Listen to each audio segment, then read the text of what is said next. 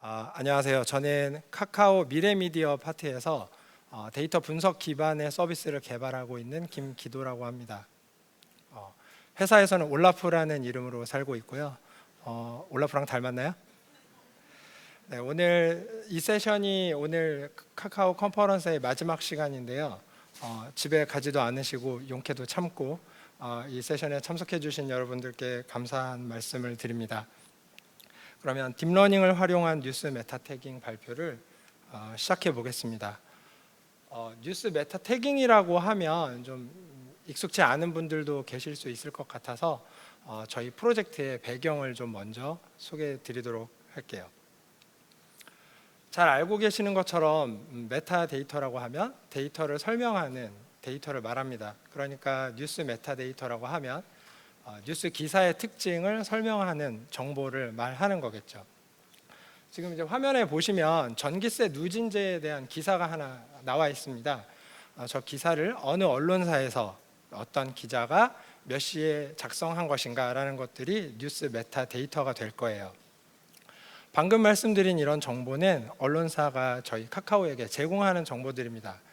반면에 이 기사가 전기세 누진제 인하를 다루고 있고 또 그 사실을 전달하는 사실 전달의 기사이고 또 기사 중간에 나온 이미지가 전기세 인하의 폭을 다룬 표이다라는 정보는 컨텐츠를 분석해야만 알 수 있는 내용입니다.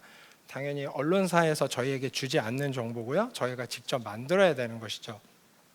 저희는 기계학습이나 딥러닝을 통해서 이런 메타데이터를 많이 만들기 위한 프로젝트를 진행하고 있습니다. 그러면 저희는 왜 메타데이터를 많이 만들려고 하는 걸까요? 저희 다음 뉴스나 또 카카오톡을 통해서 뉴스를 보는 저희의 사용자들은 본인에게 유익한 또 관심 있는 주제에 또 생활에 필요한 것들을 뉴스를 통해서 접하고 싶어 합니다. 이런 무언가 사용자의 필요를 세밀하게 저희가 해석을 해내면 그것이 바로 컨텐츠의 특성들로 해석을 해낼 수 있을 거라고 저희는 생각합니다. 그럼 저희가 컨텐츠의 특성들을 많이 파악하고 알고 있으면 반대로 사용자들의 필요에 맞는 다양한 뉴스를 제공할 수 있게 되겠죠. 이게 바로 저희가 다양한 뉴스 메타데이터를 축적하고 만들려고 하는 이유입니다. 이렇게 메타데이터가 많이 생성이 돼서 서비스 플랫폼에서 활용이 되려면 메타데이터의 유통이 간단하고 잘 이루어져야 됩니다. 보통 이제 메타데이터라고 하면 서비스를 구성하는 플랫폼들이 자기 자신이 자기가 쓸 데이터만 만들어서 가지고 있는 경우들이 많습니다. 그래서 각각 그 개별 시스템들이 만든 메타데이터를 종합해서 어떤 새로운 서비스를 만들려고 하면 여러 시스템에 질의를 해야 되는 그런 번거로움이 발생하게 되죠. 그렇게 하기보다는 누구라도 쉽게 메타데이터를 생성하고 또 필요한 플랫폼들이 그 메타데이터를 소비할 수 있는 데이터가 흘러다니는 하나의 흐름을 저희가 만들면 더욱 서비스에 메타데이터가 활용되는 데 더 도움을 줄 수 있겠죠. 그래서 이런 메타데이터의 흐름을 하나의 시스템화하고 저희는 그것을 뉴스 메타 태깅 시스템이라고 부르고 있습니다. 그럼 오늘 이제 발표드릴 내용의 목차를 잠깐 소개해 드릴게요. 먼저는 컨볼루션 뉴럴 네트워크를 사용해서 기사의 형태를 분류한 이야기를 들려드리도록 하겠습니다. 그리고 나서 그렇게 만든 모델을 가지고 실제로 뉴스 메타 태깅 시스템에서 어떠한 형태로 이런 딥러닝 운영 시스템을 설계하고 개발했는지 소개를 드리도록 할게요. 이 두 가지의 내용이 좀 약간 결이 다른 부분이 있는데요. 앞서 기사 형태에 분류하는 부분은 텍스트 분류 문제를 해결하고 싶으시거나 또는 딥러닝 모델에 관심이 많은 분들께 참고가 될 만한 내용입니다. 두 번째 뉴스 메타 태깅 시스템의 내용 같은 경우에는 머신러닝 엔지니어로서 딥러닝 플랫폼을 개발하시거나 또는 메타데이터 플랫폼 개발에 현재 관련된 일을 하시는 분께 좀 참고가 되실 수 있을 것 같아요. 또 저희처럼 다 하시는 분들께는 전체 내용이 조금이나마 참고가 되실 수 있을 것 같습니다. 웃으신 분들께 힘내시라는 말씀 드리고 싶어요. 이렇게 저희가 좀 다양한 내용을 다루고 있기 때문에 좀 저희가 어디에 포커싱 할 건지를 살짝 말씀드리고 본론으로 넘어가는 게 좋을 것 같아요. 보통 딥러닝 프로젝트라고 하면 화면에 보시는 다양한 단계들을 거치게 됩니다. 그리고 딥러닝과 관련된 발표라고 하면 저 우측에 있는 주로 여러 가지 모델을 비교하고 또 하이퍼 파라미터를 튜닝해서 어떤 결과를 더 높이는 이런 부분들에 초점이 맞춰져 있는데요. 저희는 서비스 개발 팀이다 보니까 저희 서비스를 개발하는 데 있어서 좀 더 고민했던 사항, 어려움들이 있었던 내용 위주로 준비를 해봤어요. 그게 바로 학습 데이터를 어떻게 구성하고 테스트한 결과를 평가를 어떻게 할 것이며, 그래서 최종적으로 만든 모델을 어떤 식으로 API화해서 배포할 것이냐라는 부분이었습니다. 제가 복잡 다단하게 말씀을 드렸지만 저희 이제 그 미래미디어 파트는 작년 후반기부터 딥러닝 스터디를 시작을 했는데요. 이렇게 스터디한 내용을 저희 서비스에 잘 활용해 보려고 개발에 도전한 이야기다라고 생각하시고 들어주셨으면 감사하겠습니다.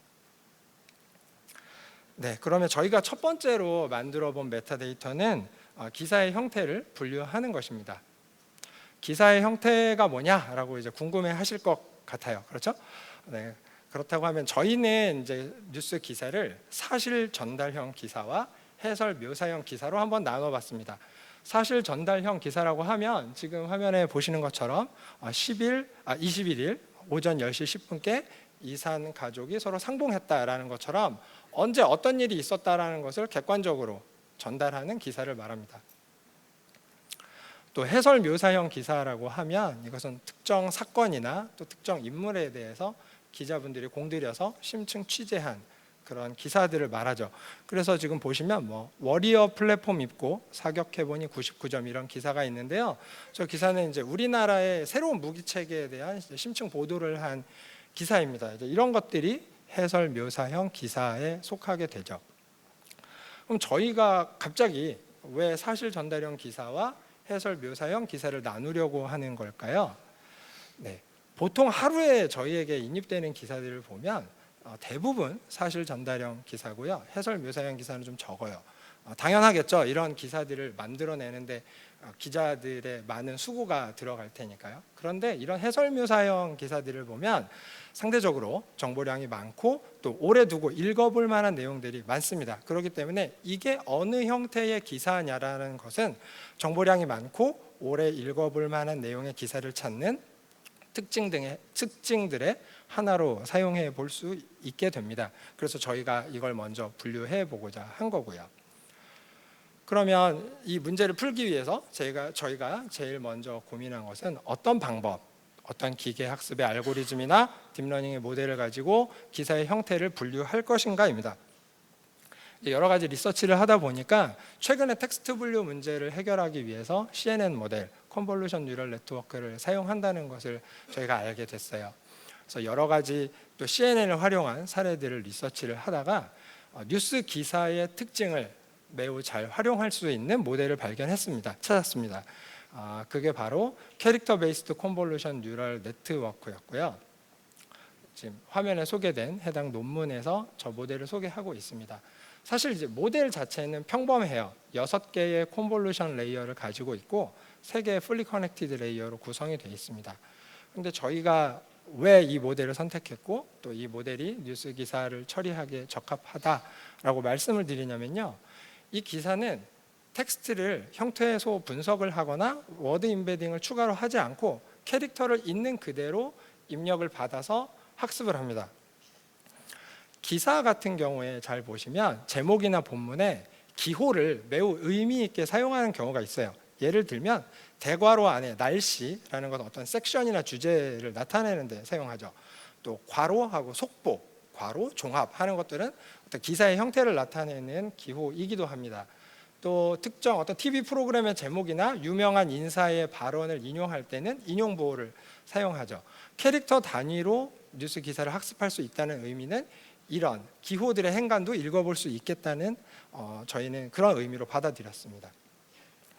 또 하나는 기사에 보면 한자들이 같이 쓰여요. 청와대에서 문 대통령이 무슨 말을 했다라고 할 때 청, 문 이런 것들은 한자를 사용하게 되죠. 그런데 이 캐릭터 베이스드 CNN을 활용할 때는 한글이든 한자든 모두 로마자 변환을 해서 처리를 하게 됩니다. 지금 화면 이제 위쪽에 보시면은 종합, 우리 국민 일명 송환이라는 제목의 기사를 이제 로마자 변환해서 놓은 것을 보실 수가 있어요. 그래서 저런 식으로 한글과 한자를 모두 알파벳 스페이스 안에서 처리하고 학습할 수 있게 됩니다.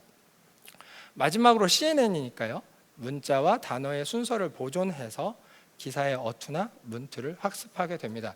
이런 특징들을 종합해 봤을 때 저희가 이 모델을 선택한 이유가 이런 특징들을 활용하면 기사의 형태, 이게 사실 전달형 기사인지 해설 묘사형 기사인지를 구분해 볼 수 있을 거라고 생각을 했습니다. 자, 그러면 이제 이 모델을 활용해서 학습을 하려면 당연히 학습 데이터가 있어야 되겠죠. 저희가 이 문제를 해결하려고 하는 것은 재미있게도 카카오는 기사의 형태 분류 정보를 가지고 있지 않기 때문입니다. 그러니까 딥러닝으로 만들어 보려고 하는 건데요. 지도 학습으로 이 딥러닝으로 문제를 해결하려고 하면 정답셋이 필요합니다. 이미 어떤 기사가 사실 전달인지 해설 묘사인지를 알고 있어야 된다는 거죠. 그런데 저희는 이 문제를 정답을 가지고 있지 않기 때문에 해결하려고 하는 것이죠. 이제 멘탈이 조금씩 허물어지려고 하는 조짐이 보입니다. 시작인데요. 자, 그래서 저희가 첫 번째로 처한 고민, 저희가 첫 번째로 만난 도전은 어떻게 하면 이 문제의 정답셋을 만들어내서 학습을 할 것이냐였습니다. 저희가 정답셋을 가지고 있지 않은 문제에 정답을 찾아야 되는 상황인 거죠. 그래서 여러 가지를 고민하고 또 저희 같은 파트에 뉴스 도메인 전문가들과 토론을 했는데요. 기사 형태별로 샘플을 구할 수 있는 근사 기준을 찾았습니다. 근사 기준이라는 데 좀 염두를 해주셨으면 좋겠어요. 예를 들면 기사의 길이 같은 것입니다. 사실 전달 기사는 대체로 기사의 길이가 짧은 편입니다. 또 해설묘사형 기사의 길이 같은 경우는 대체로 긴 편이죠. 심층 취재를 했으니까 뭔가 할 말이 되게 많을 거잖아요. 그래서 예를 들어서 500자에서 1200자 사이의 기사는 사실 전달형 기사로 저희가 라벨링을 하고요. 3000자 이상의 기사는 해설 묘사형 기사로 라벨링을 한 것입니다. 이렇게 하면 당연히 이게 완벽한 기준이 아니기 때문에 오분류된 데이터가 있을 수밖에 없습니다. 하지만 오분류된 패턴이 일관되지 않다면 전체적인 이 기사의 형태의 패턴을 학습하는 대세에는 영향이 없다고 판단을 했습니다. 일관된다는 건 특정 언론사의 기사는 무조건 사실 전달형 기사다. 기사에 문재인이란 말이 들어가면 무조건 해설 묘사형 기사다. 이런 류의 일관됨을 말하는 거죠. 이렇지 않다면 랜덤하게 잘 만들어진 오분류라면 기사 패턴을 학습하는 데 무리가 없다고 생각을 했습니다. 하지만 이렇게 하면 문제가 어려움을 겪을 게 하나 있는데요. 이 모델이 잘 됐는지 안 됐는지를 평가하는 것은 어렵습니다. 평가 자체를 근사 기준으로 하면 평가도 근사하게 된다는 것이겠죠. 그래서 저희에게 아까 살짝 말씀드렸지만 저희에겐 뉴스 도메인 전문가분들, 뉴스 서비스 기획자분들이 계십니다. 이분들의 힘을 빌렸는데요. 테스트 데이터, 모델을 평가할 테스트 데이터만큼은 이분들의 수고를 빌려서 전수 검수하고 라벨링하는 작업을 가졌습니다. 자, 그러면 학습 데이터를 이제 어떻게 만들지 준비가 다 끝났으니까 학습을 시키고 결과를 한번 보도록 하죠. 처음 저희가 만든 학습 데이터는 총 44만 건 정도가 됐습니다. 총 3개의 라벨을 만들었어요. 사실 전달형 기사, 해설 묘사형 기사, 기타. 갑자기 기타라는 게 나왔는데요. 사실 저희가 하루에 송고받는 기사들이 모두 사실 전달과 해설 묘사로 나눌 수 있는 것은 아닙니다. 예를 들면 기업의 인사 동정 같은 것을 알리는 기사, 땡땡땡님이 무슨 임원이 됐다 이런 기사들이요. 이런 건 사실도 해설도 아니죠. 또 제일 또 포털에서 많이 접하실 수 있는 기타 형태의 기사는 포토뉴스가 있습니다. 사진이 한 장 나오고요. 밑에 이제 짤막하게 사진에 대한 설명이 나옵니다. 물을 마시고 있는 문재인 대통령이죠. 이런 것들이죠. 이런 기사들을 저희가 랜덤 샘플링해서 기타형 기사로 라벨링을 했어요. 각각 라벨의 비율은 10대 1대 10으로 됐습니다. 약간 뭔가 냄새가 나죠? 이렇게 학습을 해서 테스트를 해봤더니 79.8% 정도의 결과가 나왔습니다. 반올림하면 80이니까 처음 치고는 나쁘지 않은 것 같아요. 하지만 해설묘사형 기사의 재현율이 42.5% 정도밖에 되지 않았어요. 왜 그랬을까요? 제가 이제 아까 냄새라는 말씀을 드렸지만 해설묘사형 기사의 수가, 학습 데이터의 수가 너무 적었던 겁니다. 그래서 해설묘사형 기사들을 좀 더 모으자, 그리고 학습 데이터를 개선해 보자라고 해서 회사의 데이터를 뒤지고 또 뒤져서 데이터를 더 마련을 했습니다. 그래서 이번에는 총 55만 건의 데이터를 만들었고요. 이번에는 아까보다 비율이 괜찮아요. 사실 전달과 해설 묘사형 기사의 비율이 2대1 정도가 되게 만들었습니다. 이렇게 해서 학습을 하니까 테스트 정확도가 82.2% 정도가 됐어요. 아까보다 한 2% 정도가 올랐네요. 그리고 해설 묘사형 기사의 재현율도 62%가 됐어요. 아까보다 20%나 올랐습니다. 이렇게 모델을 학습시키고 실제로 기사 분류를 해보니까요, 이 모델의 좀 특징을 발견할 수 있었어요. 사실 전달 기사의 표현을 잘 학습해서 분류를 하는 편입니다. 언제 누가 무엇을 했다, 또 땡땡 통신에 따르면 땡땡이라고 보도했다, 이러한 그 문체를 가지고 있는 기사들은 사실 전달 기사로 잘 분류를 했습니다. 또 해설 묘사 기사를 한번 보면요, 해설 기사나 또 인터뷰 기사 같은 것들을 매우 높은 확률로 잘 분류를 하고 있었어요. 하지만 재현율 62%는 조금 저희가 기대한 것보다 낮은 것 같았습니다. 지금까지 이제 두 가지 케이스를 말씀드렸는데, 이제 그 기사 하나를 얼마만큼을 학습해내냐고 하면 제목과 본문을 붙여가지고요, 로마자 변환한 걸 기준으로 600캐릭터, 600자 정도를 학습했습니다. 왜 이렇게 했냐면, 사실 전달형 기사 같은 경우에 이제 리드문 또는 핵심 문장이라고 해서 기사 전체 내용을 핵심적으로 요약하고 있는 기사들이 대부분 기사 본문의 앞부분에 위치하게 됩니다. 그러니까 600캐릭터 정도를 학습하면 그 주요한 내용들을 다 학습할 것이라고 저희가 판단을 해서 이렇게 한 거였어요. 근데 해설묘사형 기사 같은 경우는 길이가 더 길고 다양한 패턴들, 여기에서 말하는 패턴은 이제 문장의 패턴을 말하는 거고요. 그런 걸 사용합니다. 그러니까 기사 본문을 더 길게 학습하면 해설묘사형 기사도 더 잘 분류하지 않을까라고 생각을 하게 됐어요. 그래서 이번에는 아까랑 동일한 학습 데이터 구성인데요, 학습을 할 때 다만 600캐릭터가 아니고 1014캐릭터를 사용해서 학습을 해봤습니다. 이렇게 했더니 테스트 정확도는 81.22% 정도가 나왔어요. 아까보다는 사실 한 1% 정도 떨어졌습니다. 하지만 해설묘사형 기사의 재현율은 74.68%가 나왔어요. 아까보다 13% 정도가 오른 수치입니다. 그래서 실제로 이제 그 테스트 데이터를 가지고 분류한 걸 또 해석을 좀 해보니까 연재나 기획 코너 기사를 높은 확률로 잘 분류하는 것들을 발견할 수가 있었어요. 반면에 600자 학습했을 때 대비 좀 헷갈려하는 것들도 있었습니다. 기타라는 라벨이 있었잖아요. 예전에는, 그러니까 600자 학습했을 때는 기타로 잘 분류하던 기사들이 해설묘사형으로 분류되는 그런 케이스들도 있었어요. 예를 들면 오늘의 운세 기사 같은 것 중에 4,000자가 넘어가는 게 있습니다. 12간지의 모든 운세를 설명을 해줘야 되니까 기사의 기사가 좀 길어지는 그런 게 있어요. 근데 그런 것들은 예전에 600자만 학습했을 때는 명확하게 저런 말들은 사실이나 해설에서 좀 쓰지 않는 말이야 라고 판단을 했던 건데, 공부를 좀 많이 하니까 그런 말들이 해설에도 좀 쓰였던 것 같아, 이렇게 혼동했던 것 같습니다. 그래서 여기서 하나 얻을 수 있는 교훈은 공부를 좀 너무 많이 해도 좋은 건 아니다 라고. 많이 안 웃으시는 거 보니까 역시 우리는 공부를 많이 하진 않았네요, 그죠? 네, 이렇게 하고 나니까 이제 고민이 되는 거예요. 600자를 학습한 모델을 써야 되나? 1014자를 학습한 모델을 써야 되나? 고민이 됐습니다. 사실 이제 화면에 미리 나와 있습니다만 각각의 모델이 가지고 있는 특성과 개성이 있기 때문에 하나를 취사 선택하지 않고요, 두 가지 모델의 결과를 앙상블해서 사용하기로 했습니다. 그래서 저희가 취한 방법은 각각 라벨의 확률 값을 더하고요. 그 세 가지 라벨 이제 점수가 되겠죠. 라벨의 점수값 중에 가장 큰 것이 최종 이제 분류의 결과가 되는 방법을 채용했습니다. 이렇게 하니까 각각의 모델이 놓치는 부분들을 보완을 해주고요. 정확도도 1.5% 정도 올랐고 해설묘사형 기사의 재현율도 1.2% 정도 올랐습니다.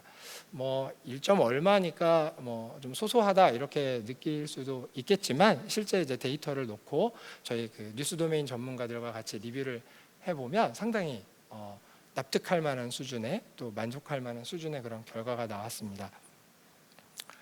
그러면 이제 지금까지 제가 그냥 계속 말로만 말씀을 드렸는데요. 실제로 분류가 된 그 결과를 보도록 할게요. 보시는 건 8월 23일에 인입된 기사들을 분류해서 높은 확률의 순서대로 정렬을 한 겁니다. 사실 전달형 기사를 한번 보시면 첫 번째가 연준 트럼프 압박에도 9월 긴축 예고 곧 금리 인상 적절이라고 하는 기사가 있네요. 또 다음에는 파리 교회에서 30대 남성이 흉기를 휘둘러 3명 사상했다라는 종합 기사입니다. 대체로 언제 누가 무슨 말을 하거나 언제 무슨 일이 있었다라는 것을 구분하는 걸 보실 수가 있어요. 이번에 해설묘사형 기사를 한번 볼까요? 첫 번째가 기고문이네요. 학교 시민교육을 제도화하자라는 기사가 있고요. 두 번째 우보세 뭐뭐뭐 하는 이 기사가 있는데요. 우보세는 이제 우리들이 보는 세상이라는 연재 코너입니다. 그래서 연재 기사가 또 잡혀 있어요. 세 번째 기사는 청년에서 엄마로 제2의 정치 인생 맞이하는 땡땡씨 이래서 그 인터뷰 기사가 또 이렇게 올라와 있습니다. 그러니까 저희가 앞에서 해설묘사형 기사라고 말씀을 드렸던 형태의 기사들이 잘 분류되어 있는 걸 보실 수가 있습니다. 그래서 잠깐 말씀드렸지만 이 결과를 뉴스 도메인 전문가들이랑 같이 리뷰했을 때 상당히 놀라운 반응들이 있었어요. 근데 지금 이 자리에서는 그렇게 놀라운 반응이 보이지 않죠? 그래서 어떻게 하면 이게 대단한 결과다라는 걸 어필할 수 있을까 해서 뭐 참 좋은데 뭐 그런 짤방도 넣어보고 뭐 폭죽이 터지는 그림도 넣어봤는데 좀 잘 안 됐어요. 그래서 그냥 제가 제 입으로 얘기하겠습니다. 이 결과는 엄청 대단한 결과예요. 네, 고맙습니다. 네. 네. 역시 소통은 솔직하게 하는 게 좋네요. 반면에 딥러닝 고장내는 기사도 있었어요. 마치 이세돌의 78수처럼 각각 라벨의 기사를 분류하는 게 보면 30%대로 모호하게 이건지 저건지 저희 모델이 헷갈려하고 있습니다. 저 앞에 있는 기사 보시면 중국어 회화, 그러니까 이제 예전 신문에 보면 매일매일 영어 회화나 뭐 중국어 회화를 알려주는 그런 꼭지 기사들이 있잖아요. 이제 그런 거예요. 모델이 그러니까 이 기사를 보니까 뭐 쩌찌엔 쓰시 뭐 쓰조이칸 뭐 이렇게 나오니까 이게 무슨 소리야 이러면서 무슨 기사지 하고 헷갈려 한 겁니다. 왜 이랬을까요? 이런 데이터는 이제 처음 접한 거죠. 학습을 하지 못했으니까요. 그래서 뭐 이런 부분들도 좀 개선해 나가는 것이 또 저희의 과제가 아닐까 싶습니다. 네. 이렇게 해서 이제 지금까지는 저희가 그 캐릭터 베이스드 컨볼루션 뉴럴 네트워크를 사용해서 기사의 형태를 어떻게 분류했는가를 말씀을 드렸습니다. 그러면 이제 지금부터는 이렇게 학습한 모델을 저희가 어떻게 시스템화해서 메타 태깅 시스템을 개발했는지 소개를 드리도록 하겠습니다. 뉴스 메타 태깅 시스템이라는 것은 앞서 잠깐 설명드린 것처럼 뉴스가 발행되면 메타데이터를 생성하고 저희 서비스 안에서 유통을 시키는 흐름을 만드는 플랫폼입니다. 그래서 이 플랫폼을 저희가 개발하는 데 있어서 크게 3가지 정도의 설계 목표를 잡았습니다. 첫 번째는 실시간 프로세싱입니다. 기사가 들어오는 대로 바로바로 메타데이터를 생성할 수 있어야 했습니다. 뉴스는 시성이 중요한 서비스니까요. 두 번째는 메타 태그 생성의 비동기성입니다. 무슨 이야기냐면 저희 팀만 메타데이터를 만드는 것이 아니라 뉴스 서비스에 참여하고 있는 다양한 팀들이 각자의 능력을 발휘해서 다양한 메타데이터를 만들어주기를 저희는 원합니다. 그러려면 뉴스가 들어오면 다 같이 동시에 병렬적으로 메타데이터를 생성할 수 있어야겠죠. 플랫폼 자체가 메타데이터의 생성을 시퀀셜하게 하게끔 유도하면 안 될 겁니다. 물론 예외는 있어요. 내가 A, B라는 메타데이터가 어디선가 누가 만들어주면 그걸 가지고 추가 분석을 해서 C를 만들겠다, 이런 디펜던시가 있는 경우에 좀 예외가 되겠지만, 그런 게 아니라면 통상적인 경우에는 다 비동기적으로 병렬적으로 메타데이터가 생성될 수 있어야 합니다. 마지막으로 메타태그 생성 기술의 다양성이 보장이 돼야 됩니다. 메타태그를 만들 때 어떤 기계학습의 알고리즘을 사용하든 딥러닝 프레임워크를 사용하든 기술셋을 제한해서는 안 되고 다 포용할 수 있어야 된다는 뜻입니다. 그러면 본격적인 그 시스템의 생김새로 들어가기 전에 흐름, 유통, 이제 이런 말씀을 제가 많이 드렸으니까요. 메타데이터가 어떻게 흘러가게 되고 생성되고 소비되는지를 좀 보여드리겠습니다. 먼저 저희 카카오 하모니라고 하는 CMS 플랫폼이 실시간으로 뉴스 토픽에 뉴스를 보내주게 됩니다. 그러면 이렇게 실시간으로 들어온 뉴스를 메타데이터 생성 서비스가 컨슈밍해서 자기가 담당한 메타데이터를 만들죠. 지금 이 발표에 의해서는 기사 형태를 분류하는 메타데이터를 생성하게 됩니다. 그럼 이렇게 만들어진 메타데이터를 다시 태그 토픽에 발행을 하게 됩니다. 이렇게 하면 메타데이터를 다 만들었네요. 근데 이제 여기에서 끝나는 것이 아니고요. 이렇게 발행한 메타데이터들은 다시 저희 CMS 플랫폼을 통해서 그 메타데이터 원래 컨텐츠와 병합이 되게 됩니다. 그러니까 이 메타데이터를 생성한 원 컨텐츠를 의미해요. 그래서 둘이 병합이 돼서 다시 뉴스 토픽으로 발행이 되게 됩니다. 그러면 이 메타데이터를 활용하고자 하는 컨슈밍 서비스 또는 컨슈밍 플랫폼에서는 뉴스 토픽만 컨슈밍하고 있으면 컨텐츠 자체와 또 생성되는 메타데이터를 다 실시간으로 받아볼 수 있게 됩니다. 이렇게 하면 그 뉴스 토픽에서 컨텐츠와 메타데이터 흐름을 다 트래킹할 수 있어요. 그러니까 메타데이터가 추가됐고 또 다른 메타데이터가 추가가 됐고 또 컨텐츠가 변경이 되면 메타데이터도 같이 변경이 돼야 될 수도 있잖아요. 이런 흐름들을 다 하나의 토픽에서 트래킹할 수 있게 됩니다. 물론 약간의 부담감은 있어요. 뭐냐면 동일 뉴스에 대한 동일 메타데이터가 반복해서 생성될 소지도 있습니다. 왜냐하면 컨텐츠와 메타데이터가 계속 흘러 들어오게 되니까요. 그래서 이런 것들은 메타데이터 생성 서비스 단이나 CMS 플랫폼, 그러니까 컨텐츠와 메타데이터를 병합하는 CMS 플랫폼 단에서 방어 로직을 가지고 처리를 해줘야 됩니다. 하지만 그런 부담에도 불구하고 컨텐츠와 메타데이터를 조합해서 새로운 메타데이터를 만들기에는 이 모델이 꽤나 용이합니다. 왜냐하면 그 메타데이터 태그만 컨슈밍을 하는 상황이라고 하면 내가 원하는 컨텐츠에 메타데이터가 다 들어왔는지 또 자기가 검사를 계속 해야 되고요. 그래서 다 들어오면 다시 컨텐츠를 조회해서 추가적인 새로운 데이터를 만들어야 될 텐데, 이런 일련의 과정들이 뉴스 토픽에서 들어오는 데이터를 수신함으로 다 처리가 되는 겁니다. 그러면 이제는 본격적으로 메타데이터 생성 서비스는 그러면 어떻게 생겼는지를 좀 말씀드릴게요. 이제 흔히 카프카 토픽에서 뭔가를 꺼내서 처리를 한다라고 하면 요새는 그런 스트리밍 프로세싱하는 프레임워크들도 많이 사용하십니다. 뭐 스파크나 스톰 같은 걸 이야기하는 거고요. 그래서 이제 그런 걸 활용할까 아니면 보시는 것처럼 API 서비스의 형태로 개발을 할까 좀 고민을 했었는데요. 일단 그런 프레임워크를 쓰면 그 프레임워크에 따른 기술셋이 아무래도 락인이 되는 효과가 생깁니다. 그렇기 때문에 프레임워크를 쓰지 않고 저희가 이렇게 API 서비스로 개발을 하게 됐고요. 또 이렇게 API로 만들면 메타데이터 이 플랫폼 이외에 다른 용도, 회사 안에서 다른 서비스를 하기 위한 용도로도 쓸 수 있어서 저희가 이렇게 했어요. 그래서 API 서비스는 크게 앙상블 API와 인퍼러, 추론기 API로 나눠서 설계를 했습니다. 이게 뭔지는 이 다음에 이어서 바로 설명을 드리고요. 이런 API의 모든 인프라 자원은 메소스 마라톤 기반의 저희 카카오의 DKOS라는 플랫폼 위에서 돌아가도록 했습니다. 그러면 먼저 인퍼러 API가 뭔지부터 설명을 드릴게요. 아까 예에서 저희가 학습했던 기사의 형태를 분류하는 모델, 이 모델이 결국은 인퍼러 API가 됩니다. 그러니까 저희가 학습한 모델을 서비스하기 위한 API고요. 모델 단위로 API를 개발합니다. 모델을 2개를 만들었으면 API가 2개가 나올 거고요. 또 모델을 10개를 만들었으면 API도 10개가 나오는 식의 그런 단위라고 생각을 하시면 됩니다. 그리고 각각의 API 서버는 도커라이징해서 피드 포워드를 하기 위한, 추론을 하기 위한 코드와 그리고 학습한 모델, 이게 다 하나로 패키징이 돼서 관리가 됩니다. 그래서 버전 관리도 다 도커 이미지를 기반으로 해서 했고요.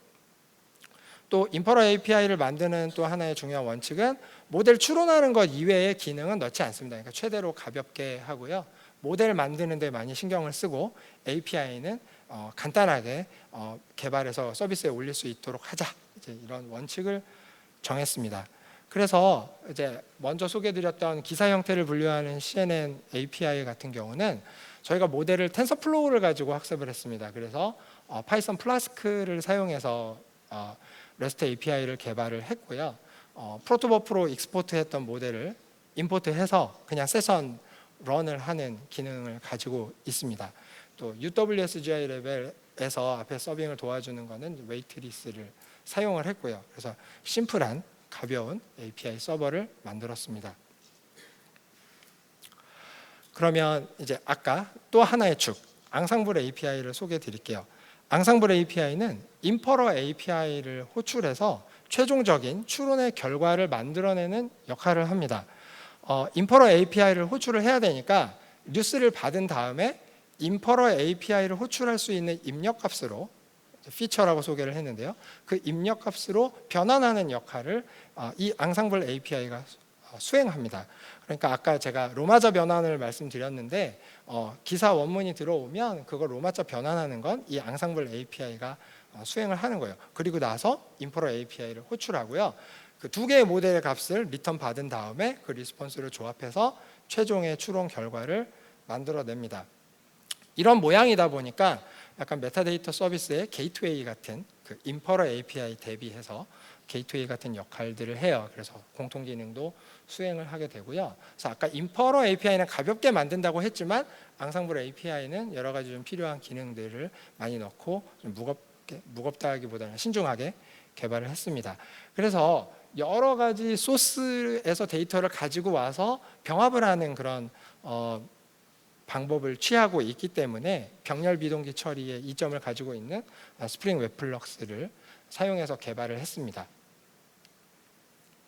그래서 말로 이렇게 제가 설명을 드렸지만 어떤 흐름의 과정들을 보시면 처음에 이제 뉴스의 원문이 제이슨으로 들어오게 되면 앙상블 API에서 동시에 그 600자 학습한 모델과 1014자 학습한 모델로 보내기 위한 피처를 각각 동시에 만들죠.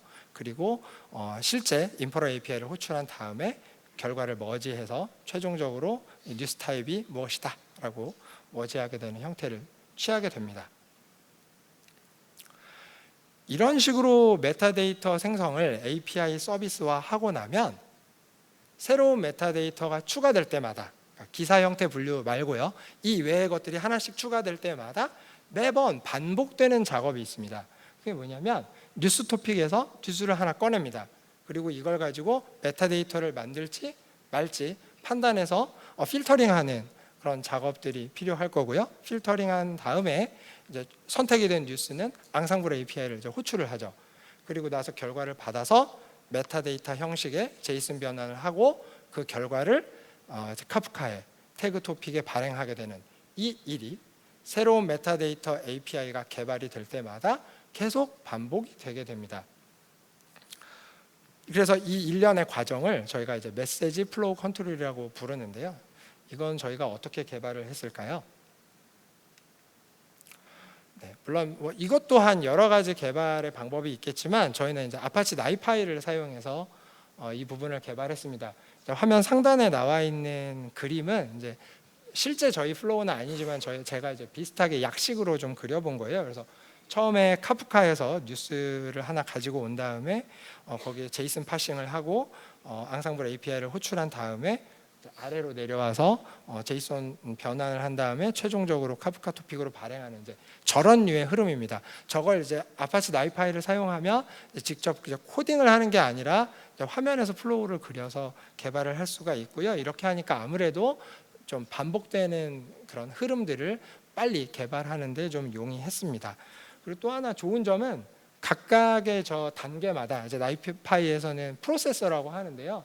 각각의 단계마다 그 메시지 인아웃 레이트를 모니터링 할 수도 있고요. 그리고 실제로 어떤 메시지가 들어와서 어떤 식으로 아웃풋이 됐는지 결과도 다 로그를 스스로 남기고 있기 때문에 좀 모니터링 하는데 편리한 그런 이점들이 있었습니다. 그래서 뭐 오늘 이제 나이파이를 깊게 다루는 건 아니니까 일단 이 정도 장점을 좀 말씀을 드리고요. 그래서 메시지 플로우 컨트롤 하는 부분은 나이파이를 가지고 사용을 했습니다. 그러면 이제 지금까지 앙상블 API, 인퍼러 API, 그다음에 메시지 플로우 컨트롤까지 해서 저희 그 메타 태깅 시스템의 요소들을 설명을 드렸는데요. 다 총합해서 기사 형태 분류 사례에서 이제 어떤 식으로 메타데이터를 생성했는지를 좀 보여드릴게요.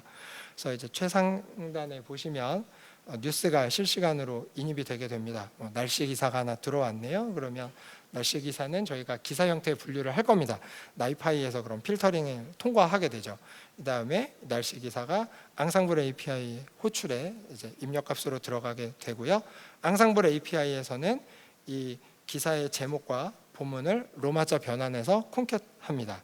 그래서 이걸 가지고 두 개의 모델에 보내게 되죠. 그럼 두 개의 모델의 결과가 나오면 그걸 취합해서 다시 메타데이터 태그 형식으로 변환한 다음에 최종적으로 메타데이터 태그 토픽에 발행을 하게 되고요. 그리고 처음에 말씀드린 것처럼 이 내용은 다시 CMS 플랫폼을 돌아서 뉴스 컨텐츠 본문과 병합이 돼서 발행이 되게 됩니다. 네, 여기까지 해서 이제 메타 태깅 시스템 전체를 설명을 드렸습니다. 이제 앞으로 어떤 과제들이 남아 있는지를 좀 말씀을 드릴게요. 일단 이렇게 운영을 하게 되면 딥러닝 모델을 개발해서 서비스가 돌아가게 되고 나면 이 모델에 대한 품질 관리를 하지 않을 수 없습니다. 예를 들면 이제 실제로 이게 정확도가 뭐 100%고 앞으로도 영원히 100%다라는 것이 아니기 때문에 오분류된 사례를 수집을 해야 되고요. 그렇게 수집한 사례를 가지고 재학습을 통해서 계속 모델이 스스로 진화할 수 있도록 이런 사이클을 하나 만들어줘야 돼요. 이런 부분들이 아직은 저희에게 과제로 남아 있고요. 다만 그럼 지금은 어떻게 하고 있느냐라고 하면 시간별로 또 일자별로 분류되는 그 뉴스의 량을 계속 트렌드를 체크를 해서 이게 좀 흔들림이 갑자기 급격한 변화가 생기는지를 트래킹하고 있습니다. 그리고 두 번째가 사실 또 중요한 내용인데요. 저희가 그냥 기사 형태 분류 시스템을 만든 게 아니라 메타 태깅 시스템을 만들었습니다. 이렇게 한 이유는 맨 처음에 말씀드린 것처럼 다양한 메타데이터를 저희가 확보하기 위해서죠. 그래서 현재 진행하고 있고 또 앞으로 진행할 많은 프로젝트들이 있는데요. 기사 내용의 추가적인 특징들을 더 분석하기 위한 그런 프로젝트들도 있고요. 또 기사가 가지고 있는 이미지, 또 차트 이미지, 인포그래픽에 대한 특성들을 또 분석해내는 프로젝트도 있습니다. 또 뉴스는 텍스트와 이미지만 있는 게 아니고 음성 뉴스도 있고 동영상 뉴스들도 많이 있기 때문에 이런 것들도 다 추가적으로 저희가 분석을 해서 카카오 뉴스의 다양한 메타 데이터로 축적을 하려고 합니다. 네, 그래서 쭉 내용을 길게 설명을 드렸는데요. 좀 긴 내용을 잘 들어주셔서 감사하고요. 저희 그 다음 뉴스 또 카카오의 뉴스가 좀 여러분들께 다양한 뉴스 또 도움이 되는 뉴스들을 전달해 드리기 위한 여러 가지 실험과 노력을 하고 있다는 부분을 좀 알아주셨으면 하고요. 또 개발적으로도 오늘 전달드린 내용이 각자 하시는 업무에 조금이나마 참고가 되셨으면 좋겠습니다. 그러면 발표는 여기서 마치도록 하겠습니다. 네, 혹시 질문 있으신 분 손 들고 발표. 네.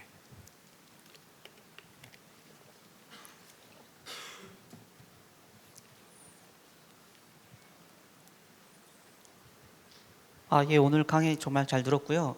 궁금한 게 있는데요. 그 40만 건하고 50만 건이 일일 데이터인 건지 아니면 이게 며칠씩 쌓여서 모여진 건지도 궁금하고요.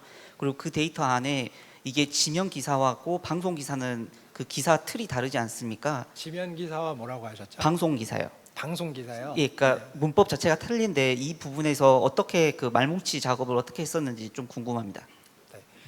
일단 44만 건, 50만 건 하는 기사는 2017년 기사 전체에서 저희가 랜덤 샘플링으로 모은 데이터들이에요. 그러니까 일 단위라기보다 연 단위고요.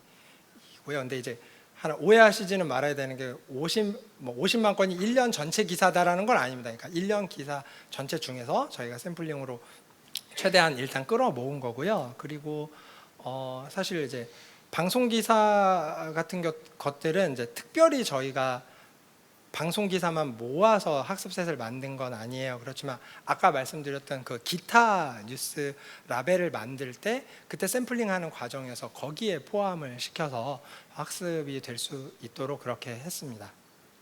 그러면 한 가지 더 여쭙겠는데요. 그 아까 봤을 때는 스트레이트에 국제 뉴스가 좀 많았습니다. 그러면 그 부분에 대해서는 어떻게 설명 좀 해주실 수 있는지, 아니면 파트별로 국제가 많은 이유가 왠지 알려주실 수 있을까요? 어, 국제를 이 모델이 판단했다라고 생각하지는 않고요. 그날 국제 이슈가 많이 인입된 게 아닐까라는 생각은 들어요. 그러니까 8월 23일 인입 기사 가지고 제가 이 발표 자료를 만들었는데요. 사실 날짜를 다르게 해서 보면 꼭 국제 뉴스가 상위 랭크되는 것은 아니거든요. 좀 더 균형 있게 데이터를 보실 수 있게 조금 더 그 발표 자료를 준비했으면 좋았겠다라는 생각도 드네요. 네, 감사합니다. 날짜를 다르게 하면 좀 달라집니다. 네, 질문도.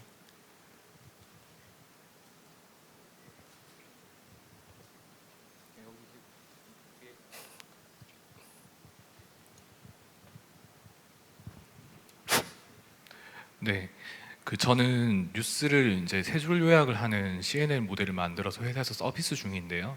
네, 아무래도- 뉴스를 뭐 하는 네, 하시죠? 뉴스 풀 텍스트를 이제 세 줄 요약을 해주는 모델을 아, 요약이요? 네, 네네. 지금 하고 있는데요. 저희 같은 경우에는 뉴스를 크롤링할 때 사실 차트나 인포그래픽으로 설명되어 있는 경우에는 이 문맥이 흐트러지기 때문에 그 요약에 상당히 큰 문제를 겪고 있는데요. 그 향후 과제에서 인포그래픽을 지금 이렇게 정의하고 계시다고 하셨잖아요. 지금 어떤 식으로 좀 정의하고 있는지 힌트를 좀 주시면 감사하겠습니다. 지금 진행하고 있는 거라서 정답이 있는 건 아닌데 저희도 애를 먹는 게 그거예요. 인포그래픽이 뭐냐. 그러니까 여기도 또 마찬가지인데 정답셋을 저희가 가지고 있지 않은 상태에서 정답을 만들어야 되거든요. 그러면 예를 들면 이제 얼마 전에 저희 파트에서 이제 얘기를 하다가 나온 게 어떤 지역 축제에 대한 이미지가 있었거든요. 그런데 사람은 이제 내용을 보니까 이게 인포그래픽이 아니라 지역 축제라는 걸 알 수 있죠. 하지만 그 축제 포스터가 되게 예쁘게 잘 만들었더라고요. 그러면 이걸 그냥 그림이라는 측면에서만 놓고 보면 인포그래픽, 정보를 잘 효과적으로 표현하기 위해서 꾸며놓은 건지 포스터인지 이게 되게 헷갈리는 거예요. 그래서 사실 뭐 말씀하신 문제에 대해서 저희가 어떤 정답을 가지고 있지는 않은 거고요. 다만 오늘 발표드린 거랑 똑같은 어프로치를 한번 해본다고 하면 결국은 근사한 기준을 찾아야 되는데, 그럼 결국은 그 인포그래픽 이미지 혹은 이미지를 담고 있는 기사에 다른 어떤 피처를 가지고 근사 샘플을 만들어 볼까를 좀 찾아야 되는데요. 저희도 아직은 없고, 그 담당하시는 분이 이번 태스크 같은 경우는 이제 눈을 부릅뜨고 이렇게 체크를 하면서 계속 물어보는 거죠. 이건 뭐 같아요? 이러면서 그렇게 지금 하고 있는 상황이에요. 네, 같은 네. 고민을 하고 계시는군요. 감사합니다.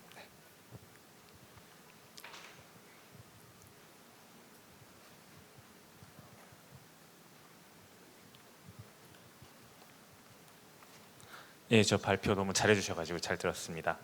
그 학습 도중에 근사 기준 좀 전에도 말씀해 주셨는데 근사 기준으로 데이터셋을 먼저 만드셨잖아요. 그걸로 러닝을 하다 보면 아무래도 근사 기준에 맞게 러닝이 될 가능성이 위험성이 좀 있을 것 같은데요.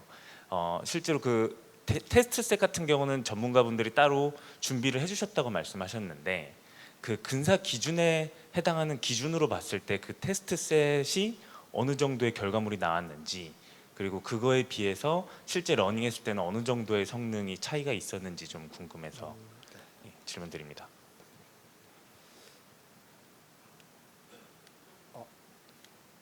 이게 나오게 할 수 있을까요?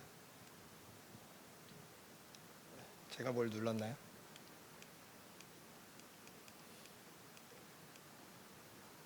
다시 들어볼게요. 그러니까 그 테스트 어큐러시가 아까 발표 자료에 있었는데 그걸로 조금 유출을 해볼 수 있을 것 같아요. 근데 네, 화면에 왜 나오지 않죠? 조금만 도와주시겠어요? 네, 아니면 네, 말씀만 드리면 사실은 어차피 저희가 그 테스트 셋을 근사 기준을 적용해서 테스트 어큐러시를 정하진 않았어요. 그러니까 무슨 이야기냐면 어차피 근사 기준 자체는 그러니까 그걸 베이스라인으로 삼지는 않았어요. 왜냐하면 그 라벨이 세 가지가 있었는데요. 길이를 가지고 사실이냐 해설이냐를 구분은 했지만 결국은 이제 기타인 부분은 또 기존의 회사가 가지고 있는 데이터나 도메인 전문가들의 것을 가지고 구성을 하니까 단순히 길이만을 가지고 그 길이에 의한 모든 근사 기준에 의한 정답셋을 만든 건 또 아닌 거예요, 사실은. 그러니까 사실이냐 해설이냐는 근사지만 기타는 이제 저희가 이미 가지고 있던 또는 도메인 전문가들의 도움을 받아서 랜덤 샘플링으로 넣은 거예요. 그래서 이 전체의 어큐러시가 근사 기준으로 얼마다라고 말할 수는 없는 상황이었고요. 그 대신에 이제 테스트 어큐러시를 놓고 보면 이제 죄송합니다. 밸리데이션 어큐러시를 놓고 보면 이제 저거 같은 경우는 그 저희 학습셋 중에 이제 일부를 떼어서 F4 끝에 평균을 이렇게 내게 되잖아요. 그래서 그거 같은 경우는 비슷해요. 뭐 83이나 82 이렇게 보면 테스트 셋이랑 비슷하잖아요. 저거 이제 비슷한 이유는 저희가 저 정도 선에서 멈춘 겁니다. 학습 더 이상 진행하면 이제 오버피팅, 마침 아마 이제 우려하시는 게 근사 기준에 오버피팅 되지는 않았느냐라는 걸 이제 알아보시기 위해서 물어보신 것 같아요. 그래서 저희가 그 이제 그래프를 그려봤을 때 과하게 오버피팅 되기 전에 이제 멈췄기 때문에 그거는 약간 피할 수 있었던 것 같습니다. 네. 근데 계속 진행을 한 걸 놓고 보면 말씀하신 그런 오버피팅이 일어날 수밖에 없기는 해요. 그러니까 미리 지점을 멈춰야 되는 거죠. 답이 잘 되셨는지 모르겠네요. 네, 감사합니다. 네, 시간 관계상 한 분만 더 질문 받도록 하겠습니다.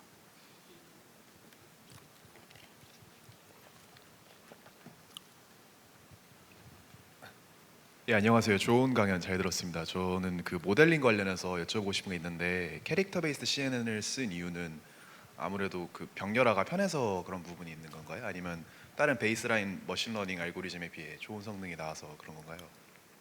네. 그러니까 이제 어디 있죠? 네. 이제 사실 여기서 저희가 주요하게 봤던 부분은 캐릭터를 그대로 사용해서 워드 임베딩을 하지 않고 캐릭터를 그대로 사용해서 기호나 한자 같은 것들도 같이 학습을 할 수 있겠다는 부분이 주요였어요. 그리고 또 그래서 결과를 뽑아봤더니 꽤 활용할 만한 뭐 제가 아까 스스로 대단하다고 할 정도의 결과가 이제 나왔기 때문이고요. 그래서 이 이후에 뭐 이제 다른 모델들이랑 이렇게 그 비교해서 이게 더 우위가 있다라는 이제 그렇게까지 진행하지 않았어요. 왜냐하면 이미 어느 정도 활용할 수 있을 거라고 판단되는 결과가 나왔기 때문에요. 그 대신 이제 다른 문제를 텍스트 분류하는 모델을 개발 또 지금 진행하는 것들이 있는데요. 거기에서는 이제 다른 모델, 뭐 RNN을 LSTM을 활용하는 모델이나 그런 것들도 좀 같이 하고 있습니다. 그럼 이 태스크에는 이 정도 성능이면 충분히 그 좋으니까 이걸로 선택하셨다는 말씀이시죠? 네, 일단은 활용할 수 있을 만한 수준이 나왔다고 생각하고요. 그리고 말씀드린 대로 이제 아까 최종 어큐러시가 이제 83 정도 이렇게 나왔지만 그 뉴스 도메인 전문가들이 체감을 해서 실제 검토했을 때는 뭐 90% 뭐 이건 감이니까요. 9x 정도라고 말하죠. 그 정도라고 했고요. 물론 그렇다고 해서 여기서 멈추겠다는 의미는 아닙니다. 더 진행은 해야겠죠. 개선도 하고요. 그거랑 마지막으로 그 앙상블 하셨는데 그거는 뭐 커널 사이즈 같은 거만 이렇게 바꿔서 여러 개를 앙상블 돌리신 건가요? 아니요. 그 결국 여기서 앙상블이라고 말씀드리는 거는 결국은 동일한 모델에 그 600 캐릭터를 사용해서 학습한 모델이랑 1014자를 학습해서 학습한 모델 두 개의 결과를 머지했다 이렇게 이해해 주시면 될 것 같아요. 예, 감사합니다. 네, 고맙습니다.